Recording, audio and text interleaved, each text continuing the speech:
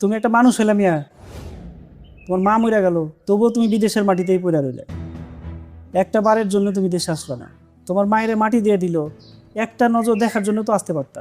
আমি ওই সময়ে দেশে আসার অনেক চেষ্টা করছি ভাই, কিন্তু নানান কারণে আসার সুযোগ হয় নাই। এটা কোনো অজুহাত না রে ভাই। যে মা তোমার জন্ম দিছে তারে একটা নজর দেখার জন্য তুমি আসতে পারলা না। কি ব্যাপার, কথা কি বন্ধ হয়ে গেল? ভাই এইমাত্র তো দেশে ফিরলাম, এখনো বাড়িতেই যাই নাই। আমি আপনার সাথে পরে কথা বলবো নি। তোমার মতো মানুষের আমার সাথে কথা বলার কোনো দরকার নাই। আমি যদি এলাকার চেয়ারম্যান হইতাম, তোমার আমি এক ঘোড়া করে দিতাম, এলাকাতে চলতেই দিতাম না। তুমি যখন প্রথম প্রথম বিদেশ গেলা, তোমার বাপ তখন কত গর্ব করতো, এলাকার চায়ের দোকানে সারাদিন শুধু তোমার গল্পই করতো। আর এখন তোমার বাপ তোমার নাম শুনতেই পারে না। জি ভাই, সেটা আমি জানি। তুমি তো কিছুই জানো না। কয়েকদিন আগে তোমার বাপের কাছে তোমার কথা জিজ্ঞেস করছিলাম, সে মুখ ঘুরাইয়া নিল, একটা কথাও আমার সাথে বললো না। ভাই আমি যে অপরাধ করছি, আমার প্রতি আব্বা একটু নারাজ থাকবেন, সেটাই স্বাভাবিক। আমি অনেকবার অবশ্য আব্বারে ফোন করছি, উনি আমার ফোন ধরেন না। যে কাজ করছো মন খারাপ করবে না কেন? তো এখন কি বাড়িতে যেতেছো নাকি? জি ভাই, আপনাকে বললাম তো আমি এইমাত্র দেশে ফিরছি, সরাসরি বাড়িতে যাইতেছি। আমি বলি কি, তুমি বাড়িতে যাও না।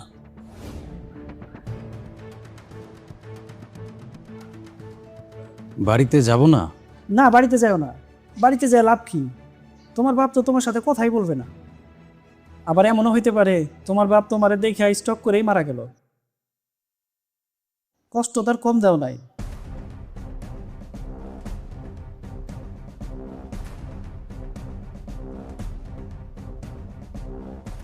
গোলা পান্ডে এত কষ্ট করে মানুষ করে লাভ কি? সব তো বড় হইলেও মানুষ হয়। ভাই, এটা আপনি মানুষের কাজ করেন নাই।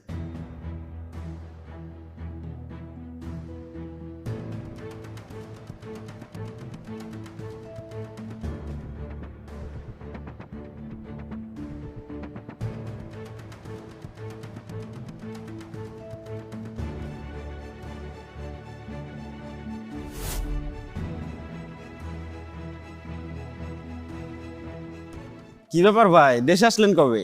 এই তো আজকে দুপুরেই দেশে ফিরলাম। তো সাথে দেখি ছোট্ট একটা ব্যাগ। এত ছোট ব্যাগ কেন? না, তেমন বেশি জিনিসপত্র নিয়ে আসি নাই। আপনার তো টাকার ব্যাগ নিয়ে আসার কথা। টাকার ব্যাগ নিয়ে আসার কথা? হ, বিদেশে তো আপনি কোটি কোটি টাকা কামাইছেন, সে টাকা নিয়ে দেশে আসবেন না? বিদেশে আমি কোটি কোটি টাকা কামাইছি, এই কথা তোমাদেরকে কে বললো? কোটি টাকা কামান নাই, আপনার মা মরে গেল, আপনি দেশে আসলেন না। আমরা তো ভাবছি না জানি মাসে আপনি কত টাকা কামান। মায়ের লাশ দেখতে আসলে হয়তো আপনার টাকা লস হয়ে যাবে, এজন্য আসেন নাই। কি ব্যাপার ভাই, কথা বলেন না কেন? সারাদিন হলো আপনি কিছু খাননি, চলুন আপনাকে খেতে দিব। না মা, এখন খাবো না, শরীরটা ভাল লাগছে না, পরে খাবো।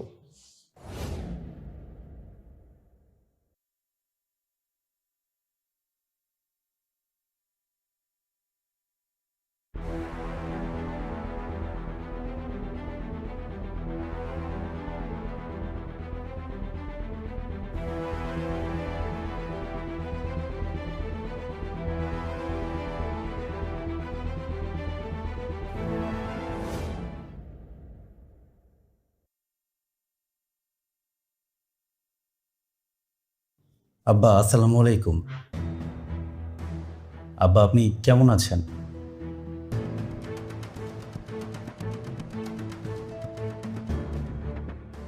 আব্বা এলাকার সবাই আমাকে নানান ধরনের কথা বলতেছে, অবশ্য আমার তাতে কোনো কষ্ট নাই। তবে আপনি যে আমার সাথে কথা বলেন না, এজন্য আমার খুব খারাপ লাগে। আপনি আমাকে এত ভালোবাসেন, মা আমাকে এত ভালোবাসতো। এই দেশ ছেড়ে যাবার আমার কোনো ইচ্ছাই ছিল না। আপনি তো আমাকে জোর করে দেশের বাইরে পাঠাচ্ছেন, কিন্তু আমার কপালটা দেখেন, দেশের বাইরে যে গেলাম, মারে শেষবারের মতো দেখার জন্য আর আসতে পারলাম না। আব্বা জানেন, সবাই আমাকে দোষী মনে করে, সবাই মনে করে আমি টাকার লোভে পড়ে মারে শেষবারের মতো দেখতে আসি নাই। সবাই যে আমাকে লোভী মনে করে তাতে আমার কোনো কষ্ট নাই আব্বা। অন্তত আপনি যদি বুঝতেন যে আমি কেন শেষবার মাকে দেখতে আসি নাই। আমার অনিচ্ছা সত্ত্বেও আপনি আমাকে জোর করে ইউরোপে পাঠাই দিলেন। কিন্তু আব্বা, আপনি যে দালালকে এত বিশ্বাস করছিলেন, যে দালালের হাতে আপনি এতগুলা টাকা আর আপনার নিজের ছেলেকে তুলে দিলেন, সেই দালাল আপনার ছেলের কত বড় ক্ষতি করছে সেটা আপনি কোনোদিনও জানতে পারেন নাই। আব্বা, ইউরোপের স্বপ্ন নিয়ে আমি দেশ ছাড়ছিলাম ঠিকই, কিন্তু ইউরোপে গেলেই একটা মানুষের জীবন যে স্বপ্নের মতো রঙিন হয়ে যায় না, সেটা আমি বুঝতে পারছিলাম ইউরোপে যাবার পর। এই দালাল আমাকে সেই দেশে এমন এক কাজ নিয়ে দিল, সেখানে না ছিল খাবারের ব্যবস্থা, না ছিল পানির ব্যবস্থা। বিদেশের মাটিতে পৌঁছানোর পর প্রথম রাতে আমি যখন আপনাকে ফোন দিয়ে বললাম যে আব্বা, আমি ঠিকমতো পৌঁছাইছি, ভালো একটা কোম্পানিতে চাকরি পাইছি, সে সব কিছু মিথ্যা ছিল আব্বা।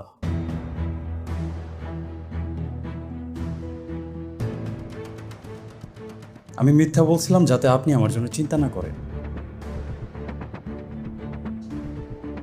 আমি তখন ভালো ছিলাম না আব্বা।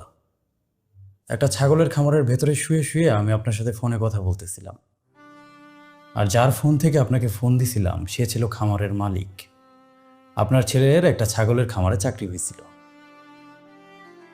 আপনার বিশ্বাস করা দালাল আপনার ছেলেকে একটা ছাগলের খামারে চাকরি নিয়ে দিছিল, অথচ আপনি স্বপ্ন দেখছিলেন আপনার বিএ পাশ করা ছেলে দেশের বাইরে না জানি কত বড় চাকরি করবে। আব্বা, তারপরও আমি আমার সব কষ্ট মেনে নিতাম, আমার কোনো দুঃখ ছিল না, শুধু এটা ভেবে যে দেশে আপনারা আমাকে নিয়ে আনন্দে আছেন। আপনি ভাবতেছেন আপনার ছেলে খুব সুখে আছে, ভালো আছে। আপনাকে একটা বারের জন্য জানাইতে ইচ্ছা করে নাই যে আব্বা, আপনার ছেলে ভালো নাই, আপনার ছেলে বিদেশের মাটিতে কষ্টে আছে। আব্বা, যেদিন মা মারা গেলেন সেই দিন আমি ভিয়েতনামের জেলে ছিলাম। মা মারা যাওয়ার খবরটা সেখানকার পুলিশই আমাকে দেয়, এবং সেইখান থেকেও এই খবরটা পাঠানোর সুযোগ ছিল যে আমি তখন জেলে আছি। কিন্তু আমি সেই খবরটা আপনাদেরকে পাঠাইনি আব্বা। আসলে আব্বা, আমি চাই নাই যে আপনি শোনেন আপনার ছেলে জেলে আছে। সারা জীবন এত নীতি নৈতিকতার শিক্ষা আমাকে আপনি দিছেন, শেষে এসে যদি শোনেন আপনার ছেলে জেলে আছে, আপনি কতই না কষ্ট পেতেন। এজন্য আপনাকে জানানোর সাহস হয় নাই। যেহেতু আব্বা জেলে ছিলাম, আমি চাইলেও তো আসতে পারতাম না। আর যতদিনে জেল থেকে বের হলাম ততদিনে তো মা আর বেঁচে নাই। আসলেও তো কাউকে পেতাম না, কেনই বা আসতাম বলেন? ভাবলাম বিদেশের মাটিতে এসে অনেকদিন তো কষ্ট করলাম, এখন তো ভালো কিছু করা উচিত।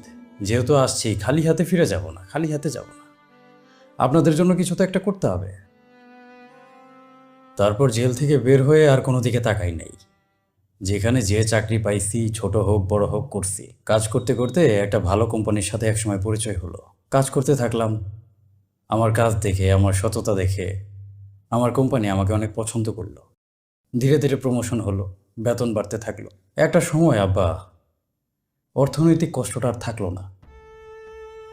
আব্বা, আমি এখনো পর্যন্ত প্রত্যেক মাসে আপনার অ্যাকাউন্টে 1 লক্ষ টাকা পাঠাই। আপনার অ্যাকাউন্টে এখন 37 লক্ষ টাকার উপরে আছে। আপনি সেই টাকা তোলেন না আব্বা। এই যে আপনি আমার টাকা নেন না আব্বা, আমি এত টাকা দিয়ে কী করব? এত ভালোবেসে আপনারা আমারে মানুষ করছেন, আরে শেষবারের মতো আমি দেখতে পারি নাই। ভাবছিলাম দেশের বাইরে থেকে যা টাকা পয়সা অর্জন করবো সেটা আপনার কাজে আসবে। আপনারও তো কোনো কাজে আসতেছে না। আপনি আমার সাথে কথা বলেন না, নাই বলেন, না বললেন, কিন্তু আপনি যে কষ্ট করেন, টাকা পয়সার কষ্ট, সেই কষ্ট তো আমি দেখতে পাই না আব্বা। আচ্ছা আব্বা, আপনি বলেন, জেল থেকে বের হবার পর আমি হয়তো দেশে ফিরে আসতে পারতাম, কিন্তু তখন যদি আমি খালি হাতে ফিরে আসতাম, কোনো কি লাভ হতো? এই জন্যই তো আমি টাকার পেছনে ছুটলাম, যাতে দিন শেষে অন্তত আপনি ভালো থাকেন। অনেক বছর বুকের উপর পাথর জমা দিয়ে রাখলাম আব্বা। আপনি আমার সাথে কথা বলেন না, হয়তো একদিন বলবেন, কিন্তু 1 সপ্তাহ আগে থেকে মনে হইতেছে মা তো হঠাৎ করেই চলে গেলেন। তবে আপনারও যদি কিছু হয়ে যায় আব্বা, আমি নিজেরা ক্ষমা করতে পারবো না।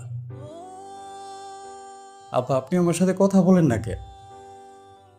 আব্বা আমার তো আসার শক্তি ছিল না, যদি থাকতো আমি আসতাম আব্বা। আব্বা আমার সাথে কথা বলবেন না?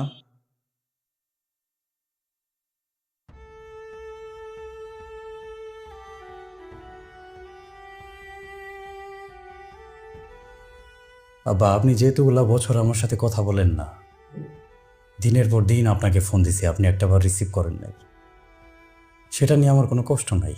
আমি ভাবছিলাম দেশে আসলে আপনি আমাকে যদি দেখেন তাহলে অন্তত আমার সাথে কথা না বলে আপনি থাকতে পারবেন না। সেই আশা নিয়ে আমি দেশে ছুটে আসছি, অনেক সাহস করে আপনার সামনে এসে দাঁড়াইছি আব্বা। আব্বা একটাবার আমার সাথে আপনি কথা বলেন, তারপর আমি আর আপনাকে জ্বালাবো না, আমি চলে যাব আব্বা।